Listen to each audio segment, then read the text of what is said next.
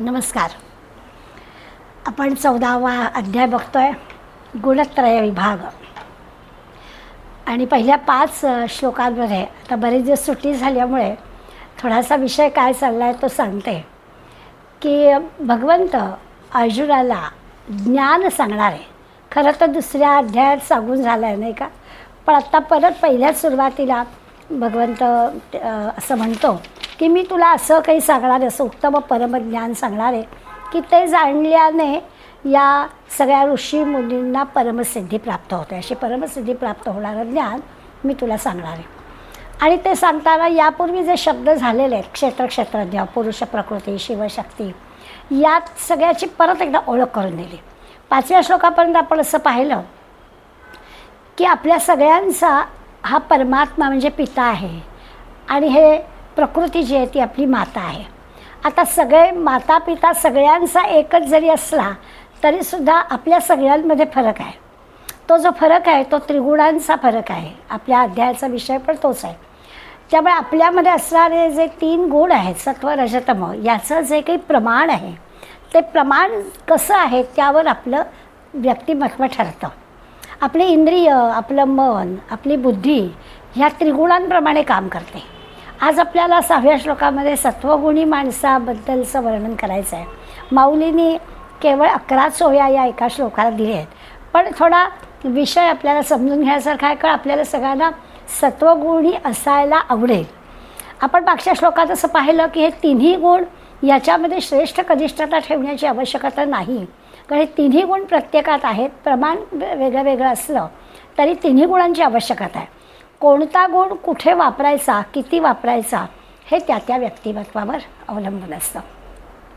या दृष्टीने आपण या 3 गुणांचा आपण अभ्यास सुरू करणार आहोत. 6वा श्लोक आहे, तत्र सत्वं निर्मलत्वात् प्रकाशकमनामयं सुखसंगेन बध्नाती ज्ञानसंगेन चानघ.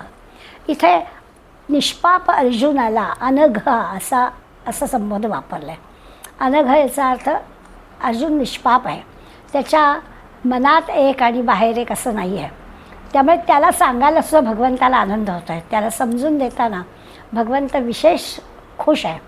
तो त्याला सांगतो आहे, तत्र सत्वं निर्मलत्वात्. तत्र म्हणजे ह्या 3 गुणांमध्ये, तिथे याचा अर्थ आत्ता जे आधीच्या श्लोकामध्ये जे 3 गुण सांगितले त्या 3 गुणांपैकी निर्मलत्वात् सत्वं, सत्वगुण जो आहे तो अत्यंत निर्मल आहे, पवित्र आहे, मलरहित आहे. जरी आधी भगवंतांनी सांगितलं की या 3मध्ये श्रेष्ठ कनिष्ठता नाही आहे, तरीसुद्धा या श्लोकामध्ये तो सांगतायत, भगवंत सांगतायत की सत्वगुण हा निर्मल आहे, पवित्र आहे. आणखीन कसं आहे, प्रकाशकम, प्रकाशक आहे, म्हणजे प्रकाश करणार आहे, प्रकाश देणारा फक्त नाही, प्रकाश करणार आहे. आणि अनामयम आहे, जराही विकार नाही आहेत, विकाररहित आहे, निर्मल आहे आणि प्रकाशक आहे. आणखी असं आहे, सुखसंगेन ज्ञानसंगेन बध्नाती, म्हणजे सुखाच्या, आनंदाच्या, ज्या गोष्टी आपल्याला आवडतात त्या सुखाच्या आणि ज्ञानाच्या संबंधाने तो आपल्या जीवाला बांधून ठेवतो. आता जीवाला बांधून ठेवतो म्हणजे आपल्या शरीरात असणारं जे आत्मतत्व आहे त्या आत्मतत्वाला या आपल्या देहाने बांधून ठेवलं आहे.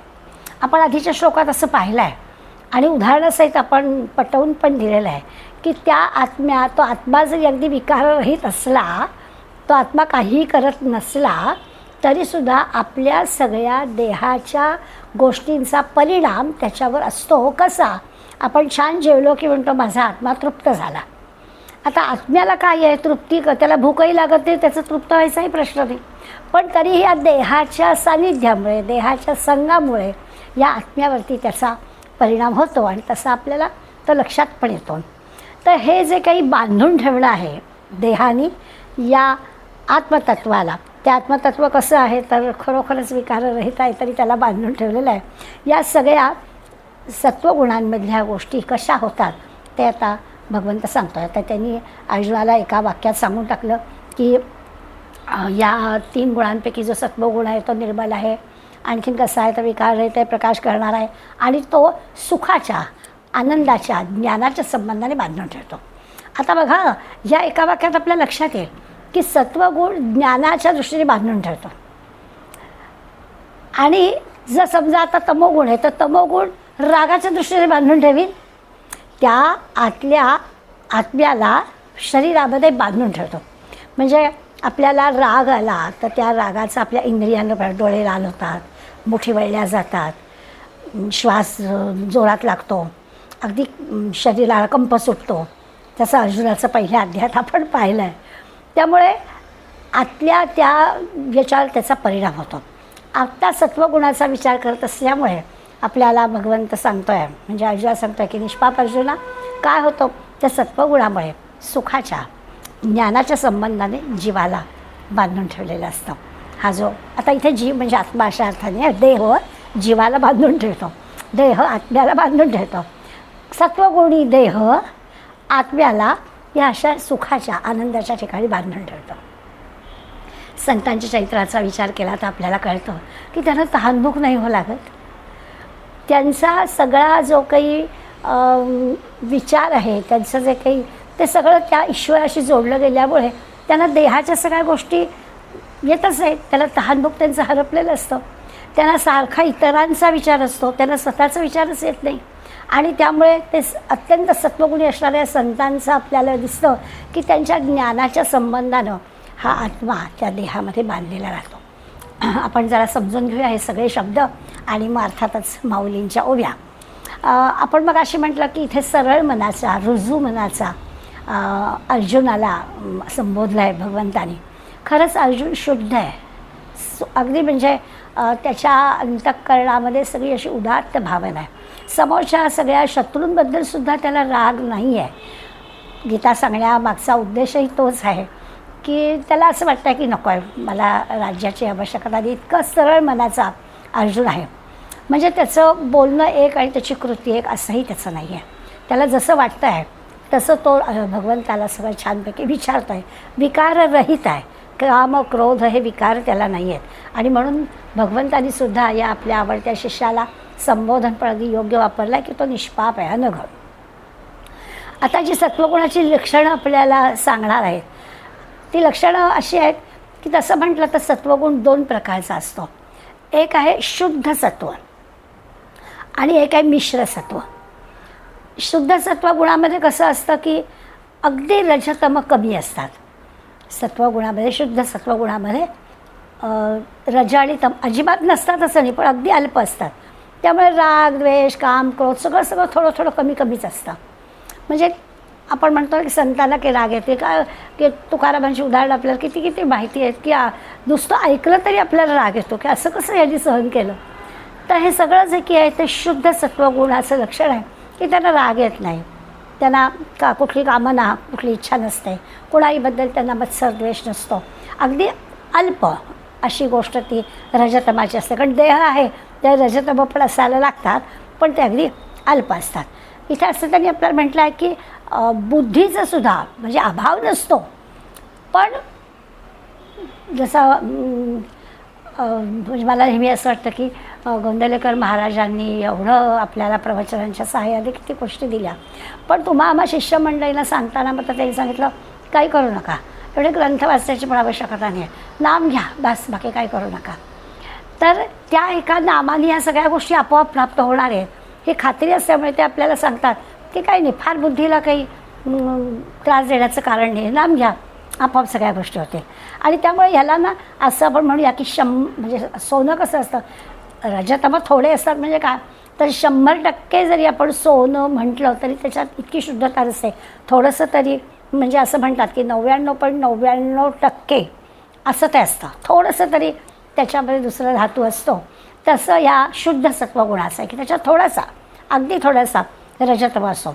शुद्ध म्हटलं तरीसुद्धा किंवा दुधाचं उदाहरण, दूध अगदी शुद्ध दूध आहे, पण त्याचा पाण्याचा अंश आहेच ना, मुद्दाम पाणी घातलेलं नाही आहे, शुद्ध दूध आहे. किटली धुतलेलं काय थोडंसं पाणी पडलं असेल तेवढंच. तर तसं थोडंसं असं जे आहे ते त्याला शुद्ध सत्वगुण म्हणायचं. त्याबद्दल आपण बोलतो आहे. मग ते निर्मलत्व, प्रकाशकम आणि अनामयम असे 3 जे ह्या शुद्ध याचे वर्णन केलं आहे. अत्यंत मलरहित, निर्मल, पवित्र असा हा शुद्ध आहे. असं असताना की समजा एखाद्या वस्तूचं स्थान बदललं तर तीच वस्तू अपवित्र होते.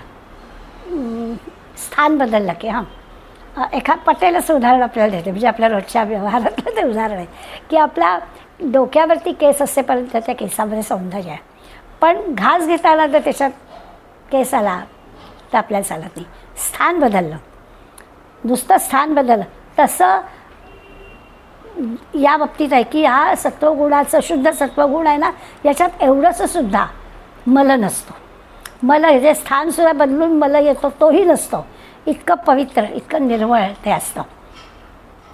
म्हणजे असं आहे की रोज आपण स्वस्थ बसावं, मनात येणाऱ्या विकारांवर, विचारांवर लक्ष ठेवावं, प्रयत्न करावा की ते स्वार्थी नाही आहेत. आपला पण शोध घ्यायचा, विचार करायचा की आपल्या स्वार्थासाठी आपलं काही आहे का, किंवा आपल्या आवडीनिवडीबद्दल, हवं नकोपणाबद्दल असं काही आहे का, किंवा कुठल्या वस्तूंबद्दल, व्यक्तींबद्दल आपल्या मनात काही विचार येत आहेत का, आणि असं एक एक एक एक एक एक काढून टाकावं.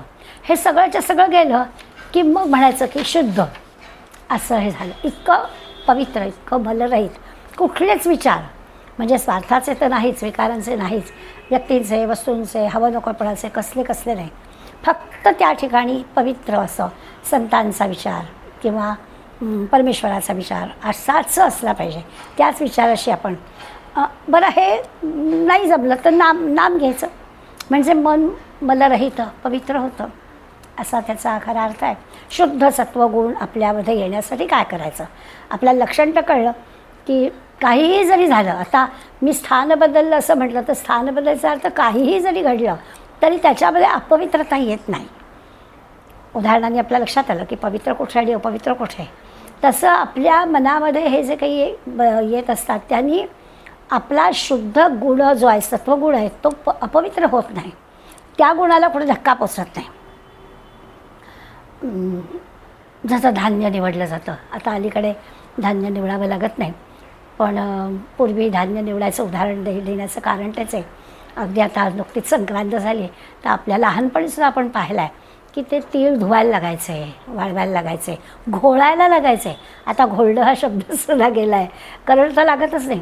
म्हणजे मग ती रेव असते ती बाजूला पडायची आणि असे ते रेव काढून, घोळून, धुवून, वाळवून आणि मग ते भाजायचे, असं सगळं करावं लागायचं. तर हे जे सगळं करणं आहे ना, हे करणं त्याला पवित्र करणं आहे, मलरहित करणं आहे. धान्याला मलरहित करण्यासाठी ह्या सगळ्या गोष्टी करतो. तसं आपला शुद्ध सत्वगुण मलरहित करण्यासाठी काय करायचं, तर असे आपल्या मनामध्ये येणारे एक एक एक एक विचार प्रयत्नाने, अभ्यासाने बाजूला करायचे. म्हणजे आपोआपच त्या रजोगुणाचा, तमोगुणाचा थोडासा किंचितसा जो काही प्रभाव आहे तो पण जाईल.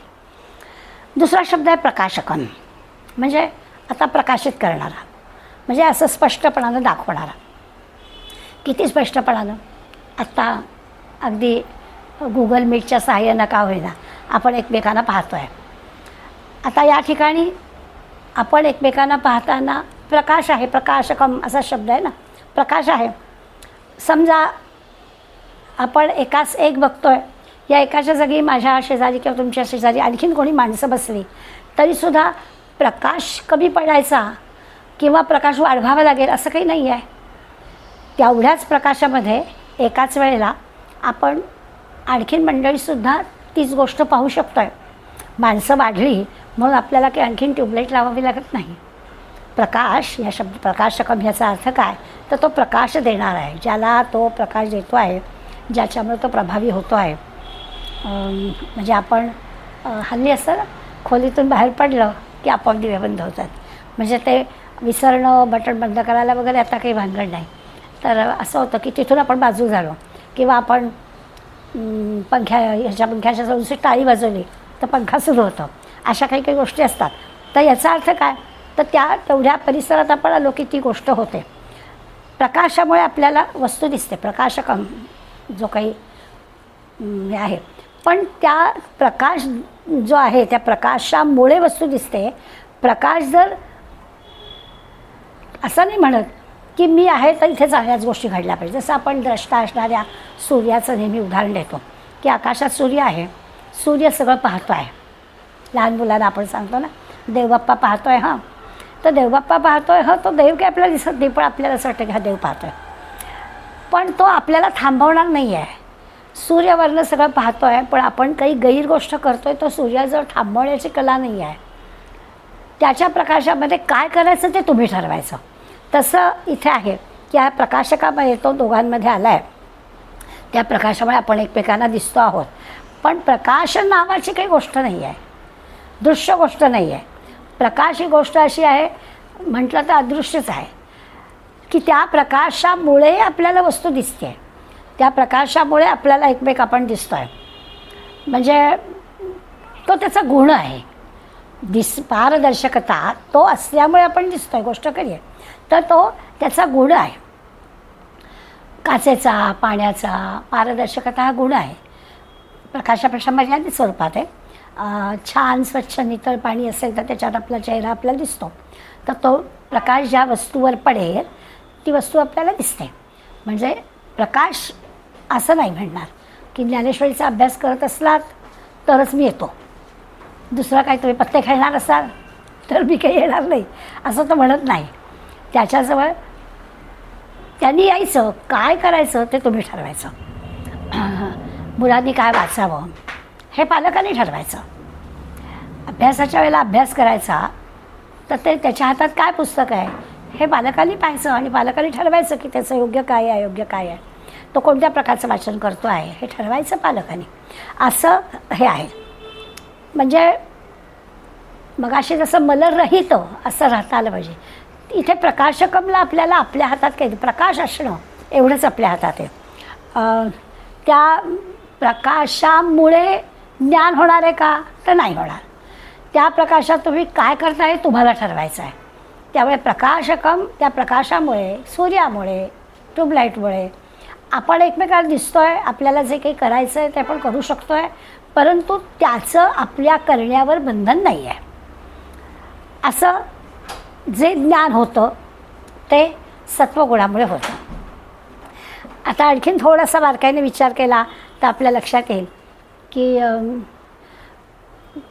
हे आहे, आता प्रकाश आहे, पण प्रकाश असूनसुद्धा आपण योग्य त्या सगळ्या गोष्टी केल्या नाहीत.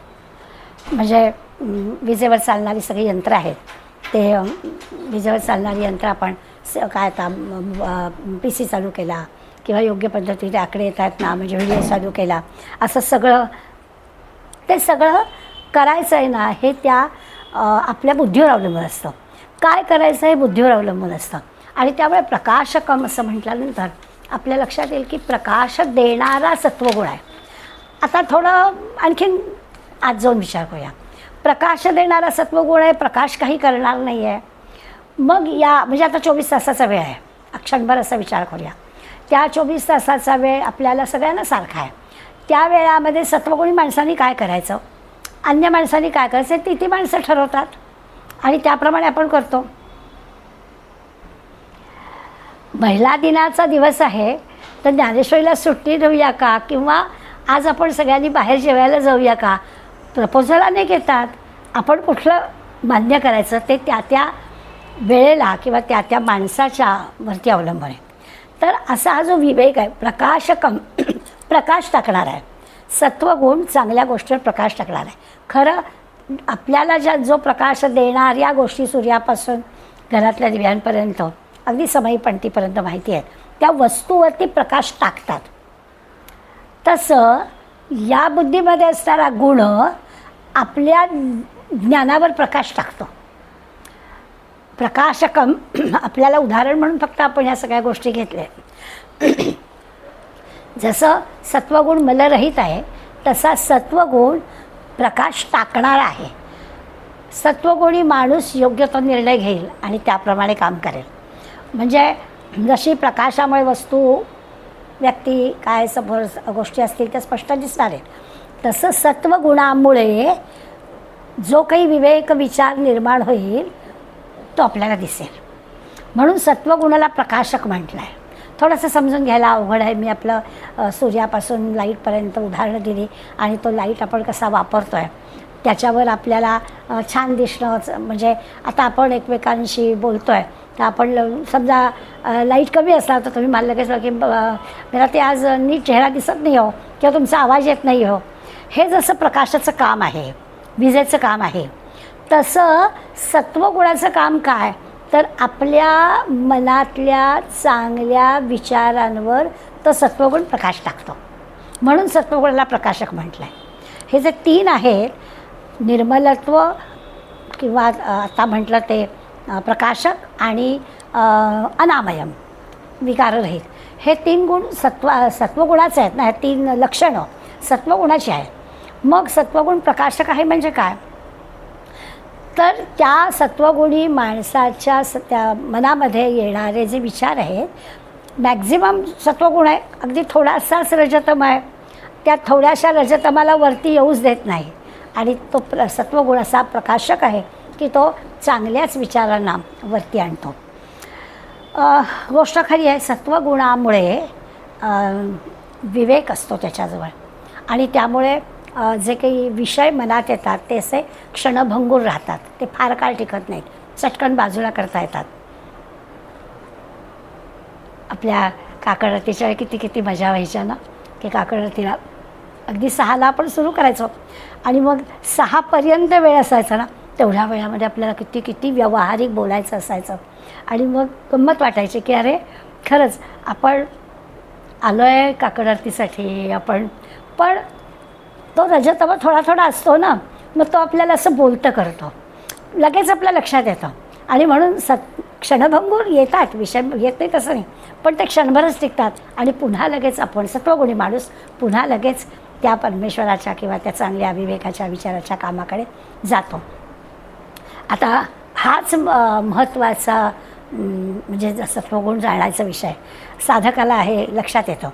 आणि मग साधकाजवळ जे काही आळस किंवा काय म्हणायचं मोह, द्वेष, हे सगळे कमी कमी व्हायला लागतात. कारण रजतम थोडाच असतो, मग त्याला कंटाळा येत नाही, त्याला आळस येत नाही, उत्साह त्याचा वाढत जातो. चिकाटीनं धैर्यानं तो सगळी कामं करतो.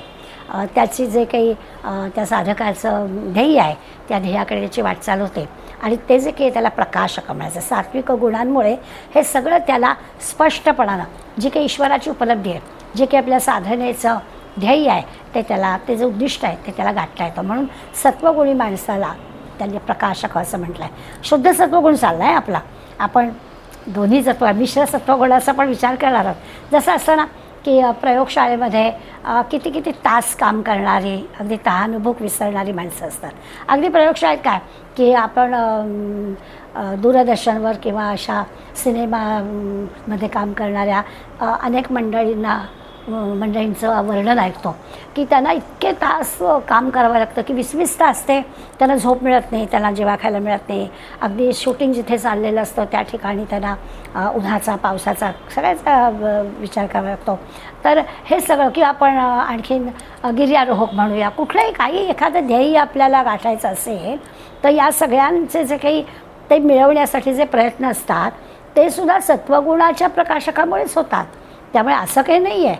पण मग असं जे आहे की भगवत प्राप्ती हे उद्दिष्ट असेल ना, तर त्याला काय असतं, त्याला प्रसिद्धी, मानमरात, पैसा अडका ह्याचे काही नसते. आत्ता जी आपण उदाहरणं घेतली ह्या सगळ्यांमध्ये सुद्धा 20-25 तास 24-24 तास काम करायचं असतं. परंतु आणि सगळ्या ह्या अशा शारीरिक तहान, भूक आणि अन्य सगळ्या गोष्टींकडे सगळ्या गोष्टी सहन करायच्या असतात. परंतु त्या उद्दिष्टामध्ये आपलं नाव व्हावं, आपल्याला 4 पैसे मिळावेत, मानमरात व्हावा, उद्या वर्तमानपत्रामध्ये बातमी यावी, असं सगळं थोडं थोडं असतं. त्यामुळे तेही सत्वगुणीच आहे, चांगलंच काम करतात, काही वाईट काम करतायत असं आपल्याला मानायचं काही कारण नाही आहे. पण त्याला आपण असं म्हणायचं की मिश्र सत्वगुण आहे. कारण भगवत प्राप्ती हे जर असेल, ती जर प्रेरणा असेल तर मग ह्या मानमरातीकडे लक्ष जाणार नाही. म्हणून फक्त तेवढ्यापुरताच आपण विचार त्या मिश्र सत्वगुणाचा केला आहे. तिसरं जे लक्षण आहे ते अनामयम. अमय म्हणजे विकार, म्हणजे ज्याला आपण रोग किंवा विकृती म्हणतो ते अमय. आणि अनामय म्हणजे रोगविरहित, विकारविरहित असं. म्हणजे या सत्वगुणी माणसाबद्दल, सत्वगुणाला, नाही तर आपल्याला सत्वगुणी माणसाला काहीच कधी विकार होत नाही. आणि मग आपल्याला कितीतरी मंडळींची उदाहरणं असतात. आणि मग सगळ्यांच्या ओळखी रामकृष्ण गोळवलकर गुरुजी या सगळ्यांना का बरं असं झालं, किती किती मोठ्या माणसांची यादी आपल्याकडे आहे की अखेरच्या ह्याच्यात काहीतरी शारीरिक व्याधी होते. तर ही जे अनामयम आहे, तर ज्याला रोग होत नाहीत ते अनामयम बरोबर आहे. पण आता आपण असा विचार करायचा की आपल्या ह्या इंद्रियांमधल्या कशाला रोग होतात, तर शक्तीला रोग होत नाहीत बरं का. आपण समजा डोळा असं उदाहरण घेतलं तर डोळ्याचं जे भिंग आहे ना, रेटिना म्हणतात, त्याला काही होऊ शकतं, पण डोळ्याची जी शक्ती आहे, बघण्याची शक्ती आहे, दृष्टी आहे, तिला रोग नाही होत. म्हणजे किंवा कानाची श्रवण शक्ती आहे, त्या श्रवण शक्तीला काही होत नाही आहे. शक्ती नाहीशी होणारी गोष्टच नाही आहे, शक्तीला विकारच नाही आहेत. सत्वगुण हा असा विकाररहित आहे. म्हणजे त्या लक्षात असं घ्यायचं की सत्वगुणी माणसाजवळ ही जी सगळी शक्ती दिलेली आहे, त्यांनी ती शक्ती अशा पद्धतीने वापरली आहे. शुद्ध सत्वगुणी माणसाबद्दल चाललं आहे, त्याचं असं मन विक्षेपरहित असं असतं, स्थिर असतं, निश्चल असतं आणि सावधान असतं, लक्ष असतं. अर्थात या पूर्णपणानं त्या परमात्म्याशी त्याचं अगदी जोडलं गेलेलं असतं, म्हणून त्याला शुद्ध सत्वगुणी असं निर्मल किंवा हे सगळे लक्षणं जे आहेत ते त्या ठिकाणी असतात. म्हणजे आपण असं धरूया की फक्त संतांचाच विचार आपल्याला या शुद्ध सत्वगुणी लक्षणांच्यासाठी करता येतं. तुम्ही आम्ही प्रापंचिक माणसं असतो तेव्हा कुठेतरी आपल्याला तो रजतम डोकंवर काढतो. इथे मात्र हा जो शुद्ध सत्वगुण आहे तो ह्या अशा प्रकारे ईश्वराच्या ज्ञानामध्ये जे बांधून ठेवतो असं आपल्याला 6वा श्लोक सांगतो आहे, ते संतांच्या बाबतीत आपल्याला फक्त दाखवून देता येईल. आपल्या सगळ्यांना सुख हवं असतं, पुन्हा पुन्हा प्राप्त व्हावं असं पण वाटत असतं. आपल्याला सगळ्यांना माहिती असतं की खरं सुख जे आहे ते वस्तूंमध्ये नाही आहे, सगळं आपल्याला पाठ असतं, आपल्या आतमध्येच ते सुख आहे. असं तात्पुरतं सुख मिळण्याचा पुष्कळ गोष्टी आपल्या भोवती पुष्कळ साधनं असतात, त्याच्यातून आपल्याला सुख मिळतं, तेवढ्यापुरतं आपल्याला आनंद पण घेतो, पण ती सुख काही कायम स्वरूपाची ठिकाणी नसतात. आणि मग कायमचं सुख काय, तर हा जो सत्वगुण आहे तो माणसाला परमात्म्यापर्यंत पोचवतो. या अर्थाने तेच एक शुद्ध सत्वगुण हे जर साधन मानलं तर मग आपण असं म्हणूया की सुख मिळण्याचं ते शाश्वत कायमचं साधन, म्हणून शुद्ध सत्वगुण असायला बरोबर. असा जो असतो ना, म्हणजे संत, आपण असा माणूस म्हणायचं त्याच्याऐवजी आपण संतच म्हणूया. अशा संतांजवळ दया, क्षमा, शांती, सद्भाव अशा सगळ्या चांगल्या गोष्टी असतात आणि त्या वाढत्या असतात. म्हणजे एखाद्या माणसाने त्या नाथांची गोष्ट सांगतात ना की नाथांना राग येईल असं काहीतरी कर, मी तुला काय असतात या पैठणच्या वेशीवरती काही टगी मुलं बसलेली आणि नाथाला कधीच राग येत नाही, शांतीब्रह्म आहेत नाथ. आणि एक जणाला तर बरं जे मागू, कोणी मागायला काही आलं तर त्यांच्याजवळ आहे तर नाथ द्यायचेच असं कळलं होतं त्याला. आणि त्याच्या मुलीचं लग्न होतं म्हणून तो नाथांकडे काही पैसे मागायला आला होता लग्नासाठी. आणि नाथ कुठे राहतात असं ह्या टग्या पोरालाच त्यांनी विचारलं. तर यांना मला बरं झालं, हा नवीन गावात आलेला आहे, बाहेरच्या गावचा पाहुणा आहे, ह्याच्याकडनं आपण गंमत करून घेऊया. म्हणजे पोराने ते सांगितलं की तू असं कर, असं वाघ, नाथांना राग येईल असं, तू म्हणशील तेवढे पैसे आम्ही तुला देऊ. याला म्हटलं हत्तीच्या एवढंच ना, आपण करूया. आणि मग कथा आपल्याला माहिती आहे की त्यांनी इतके उद्योग केले नाथांच्या अगदी. त्यांना नाथ काय शांतीब्रह्म त्यांनी या बसा म्हटलं, त्याचं पाहुण्याचं जसं स्वागत करायला हवं सगळं केलं, जेवायला बसलं पंक्तीला आणि वेडं वाकडं वागले, काय केलं. अगदी त्या नाथांच्या पत्नीच्या पाठीवर काय जाऊन बसले, राग येईल असं सगळं वर्तन केलं. पण पती पत्नी दोघं इतके शांत की गिरजाबाई पण म्हणाल्या की अहो मला सवय आहे, आपला मुलगा एका पाठीवर बसून मी किती त्याला लहानाचा मोठा केला आहे, तुम्ही काही काळजी करू नका. काहीही केलं तरी रागच येत नाही. अशी जी मंडळी आहेत त्यांच्या त्या शुद्ध सत्वगुणाबद्दल काय बोलावं. तर तिथे सर्वश्रेष्ठ सुख त्यांना प्राप्त होतं. त्यांना म्हणजे जसं दत्तगुरूंमध्ये आपण सांगितलं ब्रह्मा विष्णू महेश बालरूपातच पाहिलं, तसं काहीही समोर असलं तरी राग, लोभ, द्वेष ह्या कुठल्या गोष्टी नाहीच आहेत.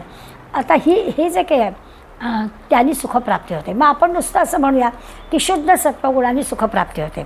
आणि मग शुद्ध सत्वगुण आपल्याला जर मिळायचं असेल तर आपण काय करायला हवं, तर सत्संग करायला हवा, उपासना करायला हवी, नामस्मरण करायला हवं. आपल्यापुरता शुद्ध सत्वगुण प्राप्ती होण्यासाठी या अशा गोष्टी आपल्याला करायला हव्यात.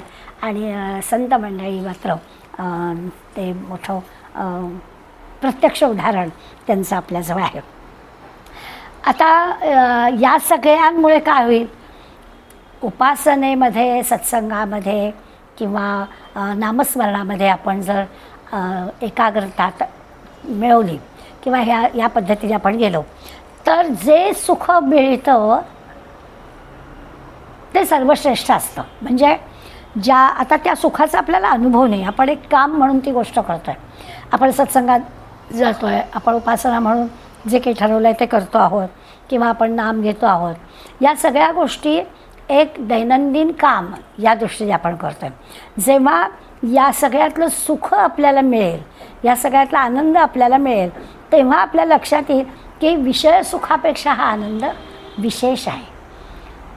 एखाद्या पदार्थ खाण्यामधला आनंद, एखादा सिनेमा बघितला आनंद, एखादं गाणं ऐकल्याचा आनंद, कुठेतरी छान निसर्ग स्थळी जाऊन आल्याचा आनंद, असे किती किती किती आनंद आपल्याला सांगता येतील, पण ते सगळे शाश्वत नाही आहेत.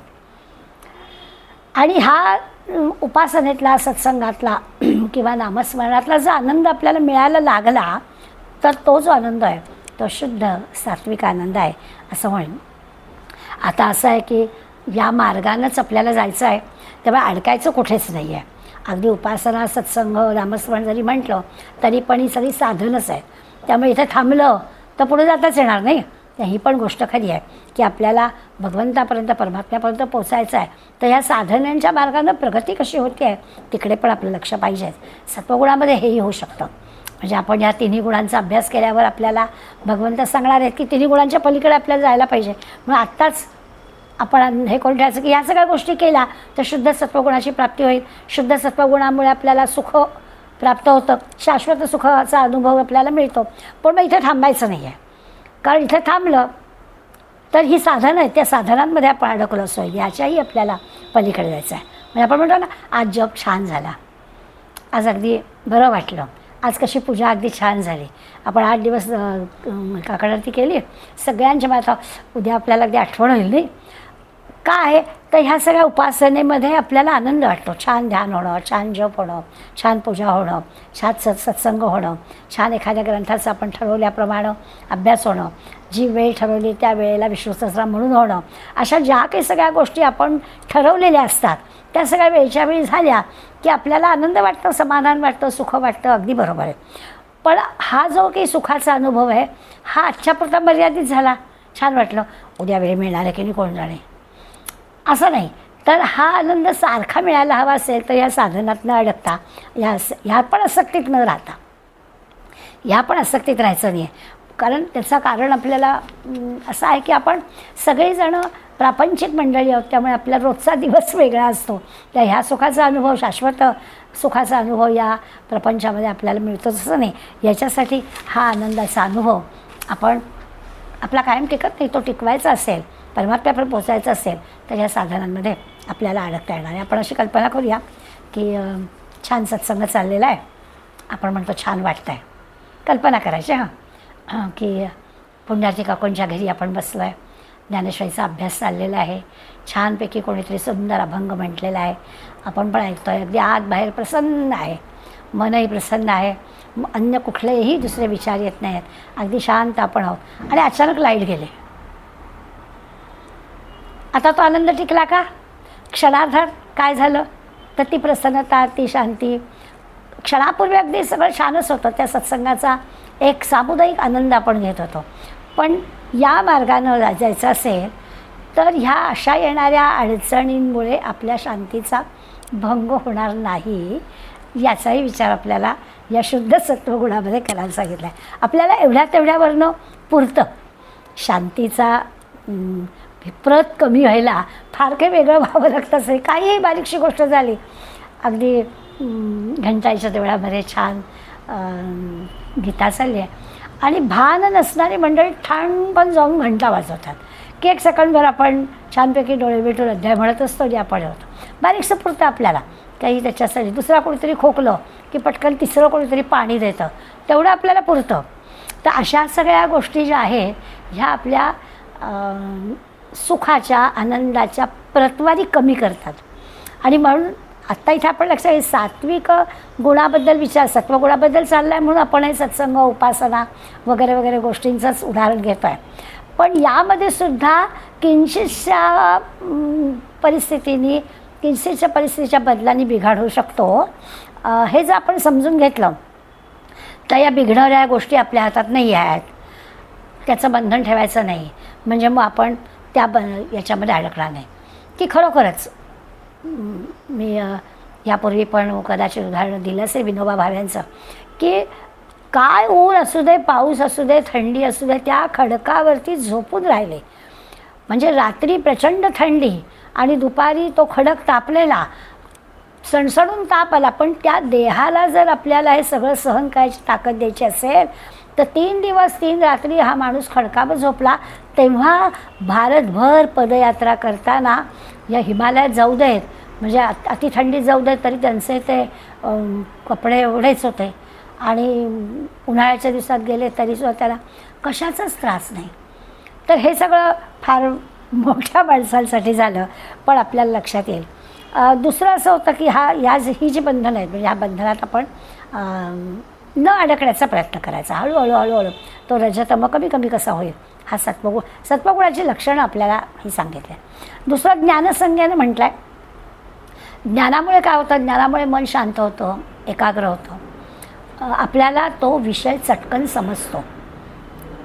त्या ठिकाणी आपलं एकाग्रता असली आणि नुसतं समजतो नाही, तो लक्षात पण राहतो. आपण नेहमी म्हणतो की नेमकं ना काय मुद्दा सांगितला तो कळला नाही, पण त्याच्यावरची गोष्ट माझ्या लक्षात आहे, असं आपलं होतं. तर तो विषय असा जर एकाग्रतेनं ऐकला तर तो आपल्या लक्षातही राहतो, चटकन आपल्याला समजतो पण. आणि हे जे काही आहे ना, ह्याला ज्ञान म्हणायचं.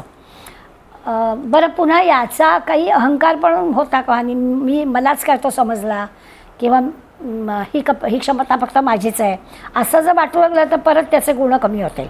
त्यामुळे असं नाही, म्हणजे होतं ना असं की विराते आता नवीन काहीतरी घ्याल का, आता ना दासबोध झाला आहे, ज्ञानेश्वरी पण झाली आहे, गीता झाली, काहीतरी नवीन घ्या ना. तर खरी गोष्ट आहे की हे ग्रंथ झाले, पण पुन्हा मनात विचारले झाले ग्रंथ म्हणजे काय झालं आहे. ज्ञानकण आपल्याला गोळा करायचे आहेत. मोठी मोठी माणसं अगदी म्हणजे वरदानंद भारतींनी मनाच्या श्लोकांसारख्या छोट्याशा पुस्तकाबद्दल पण असं म्हटलं की मला प्रत्येक वेळेला मनाच्या श्लोकाचं म्हणजे खिशात ठेवण्याचं पुस्तक म्हणून फक्त ते त्यांनी प्रवासात वापरायला घ्यायचे, की प्रवासात आपल्याला खिशात ठेवलं आपलं तेच वाचावं, आणि मग आवडणाऱ्या श्लोकावर खूण करायचे, आणि मग 5-6 पुस्तकं झाल्यावर बघायची की कुठले कुठले श्लोक आपल्याला आवडले. प्रत्येक वेळेला नवीन श्लोक आवडतो. याचा अर्थ काय, तर या सगळ्या ग्रंथांचा पुन्हा पुन्हा अभ्यास करताना आपल्याला पुन्हा पुन्हा वेगळ्या वेगळ्या पद्धतीनं त्या ज्ञानाची पातळी आपली वाढते. त्यामुळे याही गोष्टीचा विचार आपल्याला करतात. अर्थात हे जे काही ज्ञानकण गोळा, इथे आपल्याला वेगळ्या दृष्टीने पाहायचं आहे. हे ज्ञानकण आपल्याला गोळा करायचे आहेत, गोष्ट खरी आहे, पण आता या ज्ञानकणाला ना अंतच नाही आहे. किती करा आता जा, आणखी नवं आपल्याला मिळतं, नवीन ज्ञान प्राप्त होतं. पुन्हा पुन्हा ते वेगळ्या आत जाऊन आपल्याला त्याचे अर्थ कळतात. आता हे असं करण्याची सुद्धा शुद्ध सत्वगुणी माणसाला आसक्ती होऊ शकते की मी आणखीन खोल जाणार आहे, आणखीन गीतेचा सखोल अभ्यास करणार आहे, किती वाचणार आहे, हे पण पुस्तक वाचलं पाहिजे, हे पण पुस्तक वाचलं पाहिजे, तुम्ही हे वाचलं का, तुम्ही हे वाचलं का, मी देईन ना तुम्हाला, हे असं सगळं वाचलं पाहिजे, सगळं आपल्याला आलं पाहिजे, सगळं केलं पाहिजे. किती चिंतन करायचं, किती वाचायचं, किती विचार करायचा, किती लिखाण करायचं, असं सगळं तीसुद्धा आपल्याला आसक्ती होते. कारण आपल्याला होणार नाही, आपला शब्द जर मी वापरला असला तरी आपण सगळ्या ग्रंथाला नुसतं टचच करतो आहे, आपण काही आता जातच नाही आहोत. आपल्याला आपल्या 5-10 लोकांनी जो काही अर्थ सांगितला आहे तो अर्थ समजून घ्यायचा प्रयत्न करायचा, एवढंच आपलं टच आहे. आपण काही आत खोल जातच नाही. पण सात्विक माणसाचं, सत्वगुणी माणसाला हे असं ज्ञानाचं पण बंधन येतं असं म्हटलं आहे. असा हा श्लोक तसं म्हटलं तर फार महत्त्वाचं आहे. आपण आता माऊलींच्या ओव्या पाहणार आहोत. पुन्हा एकदा सगळे शब्द लक्षात घेऊया, म्हणजे आपल्याला माऊलींच्या ओव्या समजायला सोपं जाईल. तत्र सत्वम निर्मलत्वात, 3 गुणांपैकी आपण सत्वगुण कसा आहे तर निर्मलत्वात म्हणजे निर्मळ आहे, प्रकाशकमय, प्रकाश करणार आहे, अनामयम विकाररहित आहे, आणि सुखसंज्ञेनं आणि ज्ञानसंज्ञेनं म्हणजे सुखाच्या आणि ज्ञानाच्या संबंधानं त्या आपल्या जीवाला बांधून ठेवणार आहे, असं या सत्वगुणाचं वर्णन केलं आहे. आणि आपण सगळ्या शब्दांचे अर्थ पण सहज आपल्या लक्षात येतील याच्यासाठी समजून घेतले. आता माऊली 148व्या ओव्यांपासून 11 ओव्यांमध्ये हा सगळा विचार आणखीन सोपा करून आपल्याला सांगणार आहेत. तेवी सत्वे लुब्धके सुखज्ञानाची पाशके ओढी जती मग खुडके मृगू जैसा. उदाहरण नेहमीचं दिलं आहे. खुडकं म्हणजे तडफडणं, तो मृग म्हणजे हरिण तडफडतं. किंवा पहिल्या ह्याच्यामध्ये तो जो आपल्याला नेहमीचं उदाहरण माहिती आहे की कोळी जसा त्याचा जो मासे पकडण्याचा गळ असतो त्या गळाला काहीतरी खाद्य लावतो आणि तो गळ पाण्यात टाकतो आणि मग तो मासा काय करतो ते खायला येतो. त्या गळ्यामध्ये अशा प्रकारचा एक आकडा तारेचा लावलेला असतो. तो खाद्य खायला आला की तो कोळी ओढतो, तो काठी ओढतो अशी की तो गळ असा मागे येतो आणि त्या गळ्यामध्ये मासा, त्या आकड्यामध्ये मासा अडकतो. इथे पण त्यांनी म्हटलं आहे की पारधी काय करतो, जंगलामध्ये हरणाला जाळ्यात पकडतो. ओढी जती मग खुडके मृगू जैसा. जंगलामध्ये पारधी हरणाला जसं पकडतो तसं सत्वे लुब्धके सुखज्ञानाची पाशक आहे. आपल्याला माशाचं उदाहरण माहिती आहे म्हणून मी दिलं आणि इथे आपल्याला हरणाचं आहे म्हणून आपण पाहिलं. या दोन्ही उदाहरणांच्यामध्ये लक्षात येईल की आपल्याला अडकवलं जातं. तसं म्हणे सुखाचं आणि ज्ञानाचं आमिष दाखवून सत्वगुण जीवाला अडकवतो. संतांच्या जवळ असणारा सत्वगुण त्यांचा असणारा जो जीवात्मा आहे त्याला त्याच्यात अडकवून ठेवतो. कसा, तर हरणाला जसा पारधी अडकवतो तसा. दासबोधामध्ये आपण ज्ञानयोगाचा हे शिकलो आहे, त्यामुळे आपोआपच सात्विक माणूस आपल्या आत्म्याला अडकवतो. देह त्या देहामध्ये असणाऱ्या आत्म्याला त्या देहाच्या सगळ्या ह्याच्यामध्ये अडकवतो. आता सत्वगुणाचा विषय चालला आहे म्हणून सत्वगुणी म्हटलं. आणि शुद्ध सत्वगुणी जो आहे म्हणजे संत आहे, तो संत काय करतो तर त्या सुखाच्या किंवा ज्ञानाचं आमिष दाखवून त्या आत्म्याला, त्या जीवात्म्याला अडकवून ठेवतो. जसं हरणाला तो जंगलामधला पारधी पकडतो तसं. अजून बघूया. मग ज्ञाने चढफडी जाणीवेचे खुरखोडी स्वयं सुख हे धाडी हातीचे गा. आता त्या ज्ञानाच्या सुखाचा आमिष दाखवून या जीवात्म्याला या सत्वगुणाने अडकवून ठेवलं आहे. आता काय होतं, ज्ञाने चढफडी जाणीवेचे खुरखोडी. खुरखोडी म्हणजे घमेंड असणं. या ज्ञानाच्या तोऱ्यात हा जो आहे तो माझ्यासारखा नाही, आता मीच, दुसरा कोणी नाही, असं जे की घमेंड करतो, अशी जी काही प्रतिष्ठा मिळवण्याचा प्रयत्न करतो, त्याला काय होतं, स्वयं सुख हे धाडी हातीचे गा.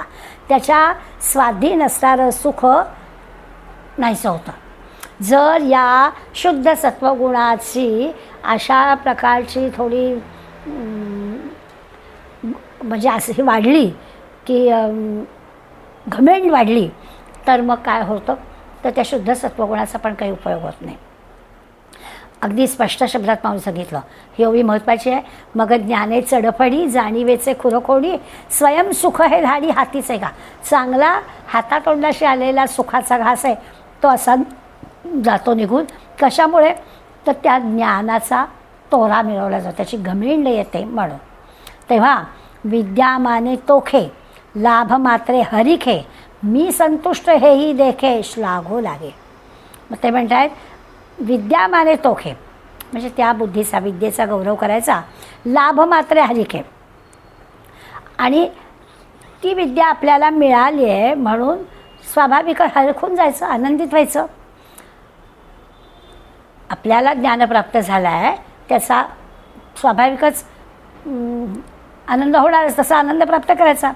आणि मी संतुष्ट हेही देखे श्लाघो लागे. श्लाघो म्हणजे धन्य समजणं. श्लाघ्य म्हणजे खरं स्तुती असं आहे, पण इथं तो स्वतःला धन्य समजून जातो.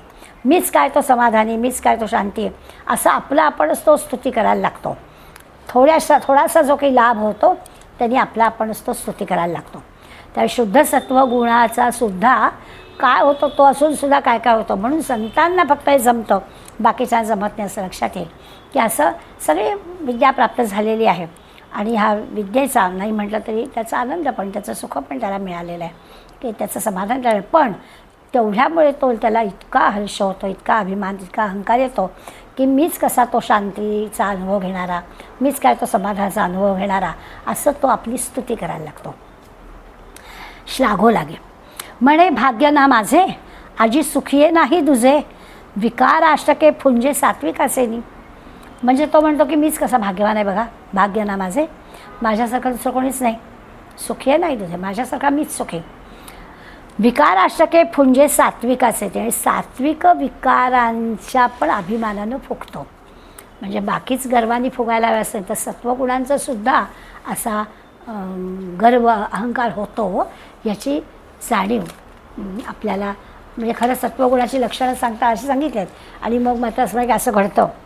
आणि येणेही न सरे लाकडं लागे दुसरे, जे विद्वत्तेचे भरे भूत अंगी.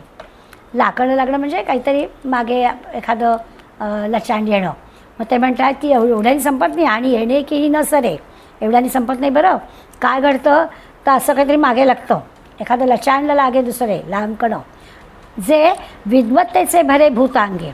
आणि त्या विद्वत्तेच्या जो काही अहंकार आलेला असतो ते भूत मानगुटीच बसतं, एवढ्यानेच होत नाही.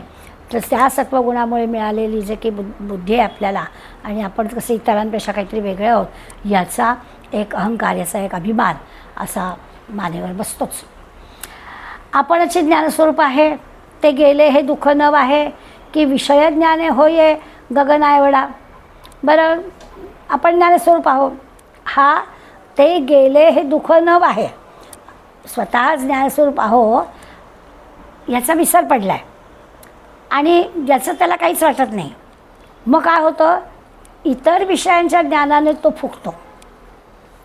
स्वतःच ज्ञानस्वरूप आहोत की नाही. खरं म्हणजे मूळ सगळं गीता सांगण्याचं कारण तेच आहे की आपणच ईश्वर आहोत हेच खरं सांगायचं आहे. पण या सगळ्या त्रिगुणांमुळे आपल्यातलं ईश्वरत्व गेलं आहे, आणि पुन्हा आपल्या विषयांमध्ये आपण अडकलो आहे. त्यामुळे ते आपल्याला आठवण करू की आपणच ज्ञानस्वरूप आहोत. आता आपणच ज्ञानस्वरूप आहोत ह्याचा विसर पडला आहे, आणि मग विसर पडला आहे त्याचं काहीच वाटत नाही की मूळ आपलं स्वरूप काय आहे, तर मूळ आपण ज्ञानस्वरूपच आहोत, तर याच्याबद्दल काहीच वाटत नाही. पण इतर विषयांच्या ज्ञानाने हा मोठा असं त्याला वाटतं. तुलना कुठे करायची, तर तुलना आपल्यावरती असणाऱ्याशी करायची ना. आपल्या खाली असणाऱ्याशी तुलना करून कसं चालेल, पण त्याचं त्याला काहीच वाटत नाही. इतर विषयांच्या, की ह्या सगळ्या रजतम गुणांमुळे असणारे जे सगळे आहेत विषय, त्या विषयांमध्ये मी कसा अडकत नाही याच्यावरच तो फुगतो. खरं तर अजून पल्ला खूपच मोठा गाठायचा आहे. आपण मुळातच ज्ञानस्वरूप आहोत याचा त्याला विसरच पडलेला आहे, आणि जे काही आपण आहोत ह्याचीच त्याला पोशारकी, याचाच त्याला अहंकार वाटतो आहे. सर्वा जैसा स्वप्नी रंगपणे रिघे घानी, तो दो दाणा मानी इंद्रू नामे. रावो जैसा स्वप्नी, रावो म्हणजे राजा. हा राजा कसा आहे, तर एखादा राजा स्वप्नामधला चालला आहे. राजा स्वप्नामध्ये त्याला समजा असं वाटलं की आपल्याला स्वप्न पडलं आहे आणि आपण भीक मागतो आहे. रंगपणे रिघे घानी, खरं म्हणजे अगदी टोकाचंच उदाहरण आहे. जागेपणे तो राजा आहे, पण स्वप्न काही पडू शकतं माणसाला. त्यामुळे ह्या राजाला समजा स्वप्न पडलं आणि हातात कटोरा घेतला आहे आणि भीक मागतोय तो, असं स्वप्न पडलं, आणि त्याला कोणीतरी त्या कटोऱ्यामध्ये 4 दाणे मुठभर धान्य दिलं. तो 2 दाणा मानी इंद्रोनामी. मग त्याला असं वाटतं की आज आपण किती भाग्यवान झालो. रोज जर तो बिचारा भुकाच राहत असेल तर आज आपल्याला मुठभर धान्य मिळालं, आज आपलं भूक भागणार, याचा आनंद त्याला होणार. त्यामुळे त्याला असं वाटतं की आज देवांचा राजा असणाऱ्या इंद्रासारखाच मी भाग्यवान आहे. राजाला पडलेलं असं स्वप्न, त्या स्वप्नामध्ये त्याला त्याची भूक भागवणारं मिळाले 4 दाणे, आणि त्याच्यावरून त्याला वाटणारी गोष्ट, हे सगळं माऊलीच करू जाणे, हे असं उदाहरण देणं. आपल्या लक्षात असं येईल, सत्वगुणी माणसाला माऊली हे उदाहरण लावत आहेत. तो सत्वगुणी माणसाला जे मिळालेलं असतं ना, ते राजाला स्वप्नात मिळालेल्या कटोऱ्यासारखं आहे. अजून त्याला बराच पल्ला गाठायचा आहे. त्याला मात्र असं वाटतं आहे की अरे मला खूप काही मिळालं. अनेक दिवस उपाशी राहिल्यामुळे आज आपल्याला 4 दाणे मिळाले, त्याचा आनंद, आणि आपले हात गगनाला टेकलेत, इंद्रासारखे आपण भाग्यवान आहोत असं वाटलं आहे. या सत्वगुणी माणसाला जे काही थोडंसं ज्ञान प्राप्त झालेलं आहे 4 पुस्तकं वाचल्यामुळे, इतरांच्या तुलनेमध्ये त्याला जे ज्ञान प्राप्त झालं आहे त्याच्यामुळे त्याला असं वाटतं की आपले हात आता गगनाला टेकलेत. पण तसं नाही आहे. फार पुढला माझा आपल्याला पल्ला गाठायचा आहे, त्याच्या लक्षातच येते. तैसे गा देहातीता झाले या देहवंता, हो लागे पंडूसुद्धा बाह्य ज्ञाने.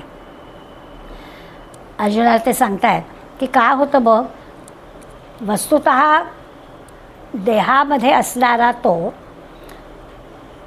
देहाभिमानी झाला असला तर काय होतं, या बाह्य ज्ञानाने हे अशा प्रकारची त्याची स्थिती होते.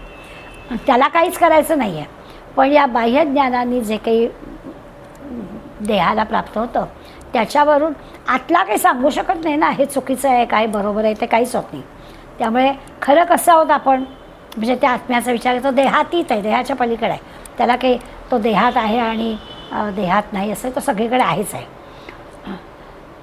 आपण या देहात असल्यावर त्या देहाचा अभिमान येतो झाला ना आणि त्यामुळे त्याची स्थिती अशी झाली आहे. कशामुळे? केवळ या बाह्य ज्ञानामुळे. म्हणजे देहामुळे या देहात असणाऱ्या आत्म्याची स्थिती अशी होते, हे आपल्याला त्यांनी सांगितलं. माऊली आपल्याला प्रवृत्तीशास्त्र बुझे यज्ञविद्या उमजे किंबहुना सुझे स्वर्गवरी. काय होत आहे तर हे प्रवृत्तीशास्त्र म्हणजे काय, त्याला जे काही स्वभाव ज्ञान हे आहे अवगत आहे, दृश्य गोष्टींमधलं सगळं ज्ञान त्याला अवगत आहे. आणखीन काय काय, यज्ञविद्या पण अवगत आहे, यज्ञविद्या उमज आहे, यज्ञ यागादी सगळे कर्म आहेत ती पण त्याला अवगत आहेत. सगळ्या प्रकारचं ज्ञान त्याला अवगत आहे. तो ज्या जगामध्ये राहतो तेही अवगत आहे आणि हेही आहे. इतकंच काय, स्वर्गातलं पण ज्ञान किंबहुना सुझे स्वर्गवरी, स्वर्गातले व्यवहार आहे तो जाणतो, त्याला सगळं माहिती आहे. ह्या सगळ्या गोष्टी माहिती असतात. आणि म्हणे आजी आन मी वाचुनी नाही सज्ञान चातुर्यचंद्रा गगन चित्त माझे.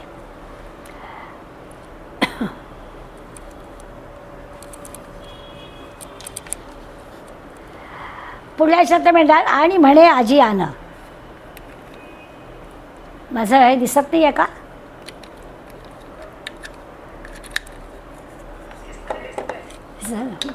मलाच हां ठीक आहे.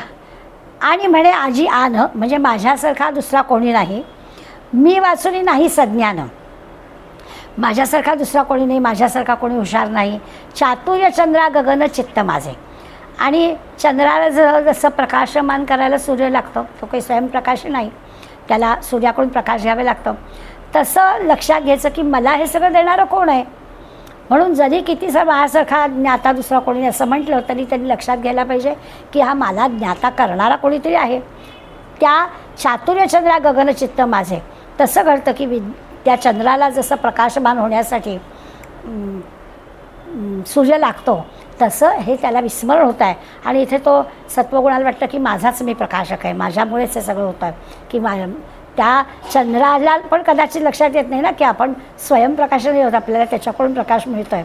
तसं याचं होतं की याच्याही लक्षात येत नाही की आपल्याला हे सगळं ज्ञान कोणी दिलं, तर जणू काही आपणच स्वतःच हे आहोत, आपलंच अंतःकरण जणू काही ह्या सगळ्या ज्ञानासाठी योग्य आहे असं त्याला वाटतं. असा अहंकार, असा अभिमान त्याला होतो.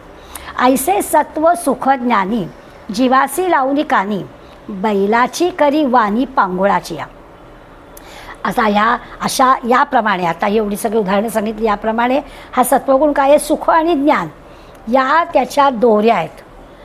ज्ञानामुळे सुखप्राप्ती होते, त्यामुळे सुख आणि ज्ञान या त्याच्या दोन दोऱ्या जसं बैलाला बांधून घेतात ना, त्या बैलाला दोन दोऱ्या नाकातून काढलेल्या असतात, तशा याच्या अधीन असतात ज्ञानाची आणि सुखाची.